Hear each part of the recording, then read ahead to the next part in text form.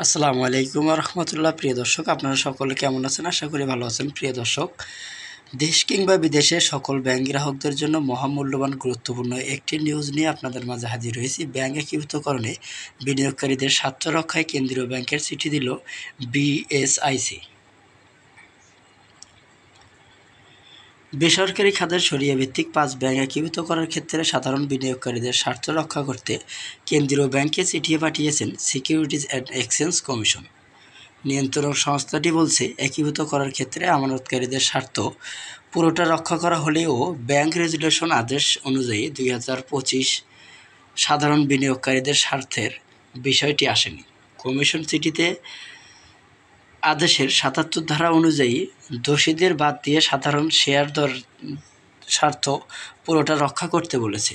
গত সেপ্টেম্বরের শেষের দিকে পাঠানো চিঠি বিষয়ে আইসিজির মুখপাত্র আবুল কালাম গণমাধ্যমকে বলেন, এখানে সাধারণ বিনিয়োগকারীদের কোনো দায় নেই।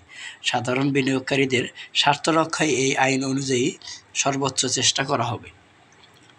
গত বৃহস্পতিবার আর্থিকভাবে দুর্দশায় থাকা শরিয়াভিত্তিক ফার্স্ট সিকিউরিটি ইসলামী ব্যাংক, গ্লোবাল ইসলামী bank, union bank, Exim bank, social ইসলামী ব্যাংক একীভূত করে নতুন একটি রাষ্ট্রায়ত্ত ব্যাংকের অনুমোদন সায় দেয় সরকার।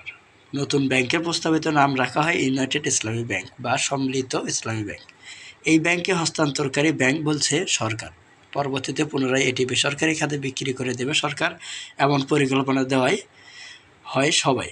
উপদেষ্টা পরিষদের বৈঠকে একীভূতকরণের করতে অর্থ মন্ত্রণালয়ের পক্ষ থেকে একটি সারসংক্ষেপ উপস্থাপন করা হয়।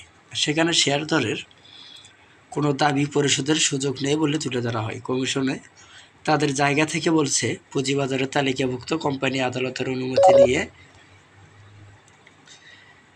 একীভূত হলে নতুন প্রতিষ্ঠানের শেয়ার পাস পায়।